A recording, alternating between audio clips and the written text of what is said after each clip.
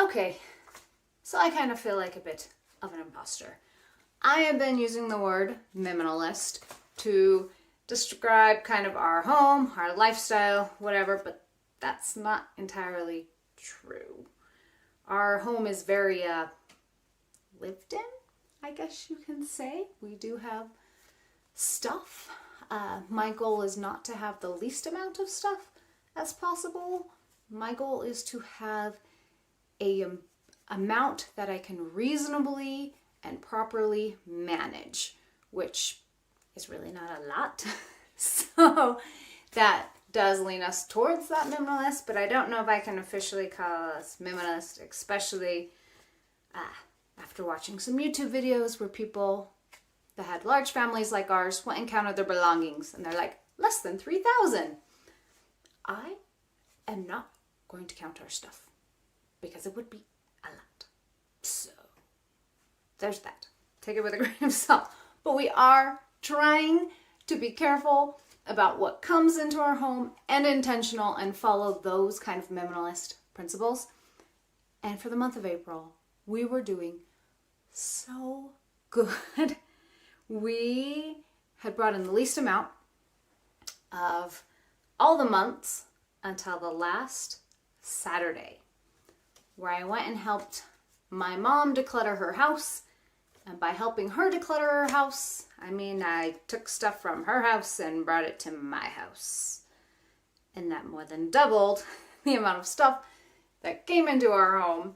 And once again, when you have kids, a lot of free stuff. I feel like more free stuff comes into your home than when you don't. That's just my assumption. And it can be good things. Like I have a friend who, her youngest son is just 2 years older than my oldest son. And so she passes clothes down to us. That's a very good thing. But it means more stuff coming into your home when you have kids. So it's something we're going to accept. And for the month of April, we had 60 items come into our home. 2 a day. Before I helped my mom declutter, we only had 28. Most of it came from her house. Of those 60 items, we did buy 23 of them, which was kind of a bigger purchasing month as we're getting ready to make some upgrades in our home. So that was a lot of those. Also, when I say we, I need to include my kids in that because they get allowance and money from birthdays and stuff, and they're allowed to buy things, and they did buy some toys this month.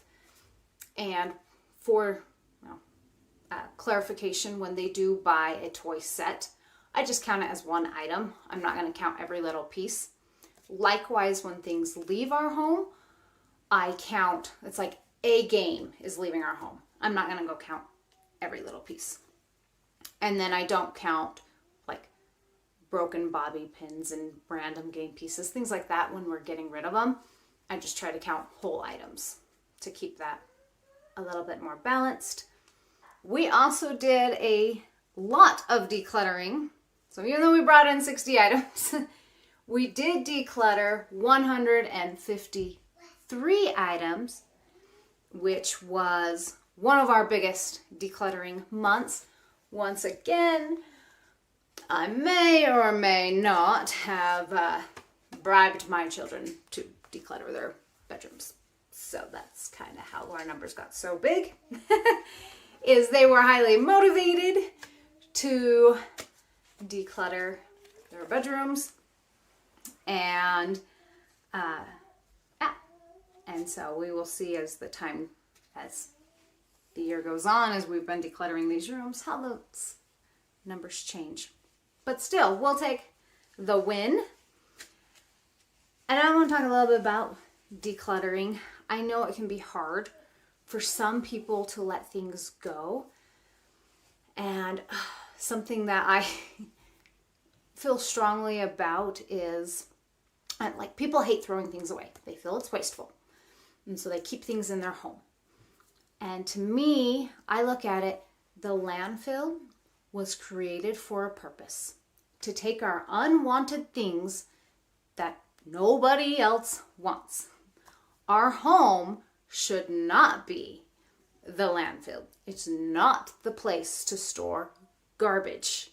So, if we do not want it and we know it is not a sellable item, let's put it where it belongs, which is in the dump, and not keep it in our home.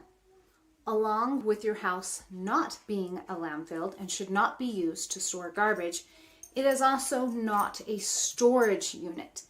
If it is so full of stuff that you're not able to live the life that you want to live, that is a sign that decluttering will be helpful to you.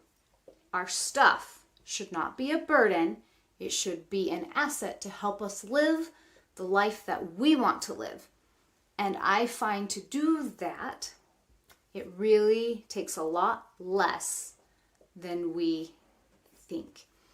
So I would encourage you to look at the life you want to live and keep only the items that helps you live that life, as well as look at your home as it is the place where you live and you make memories and you dwell. It is not the place to store stuff or garbage or other people's stuff, or it's not a museum. It's not any of those things unless you really, really want it to be. That's the life you want to live. But it is our home should be serving us, making our lives better. So that's just kind of my little plug of please declutter if you are finding that your items bring stress instead of joy. And good luck on this journey. And if any of you want to share, once again, your experiences of keeping track of what comes into your home or what leaves your home, I would love to hear about it in the comments or in person if you see me in person. And I will see you again later.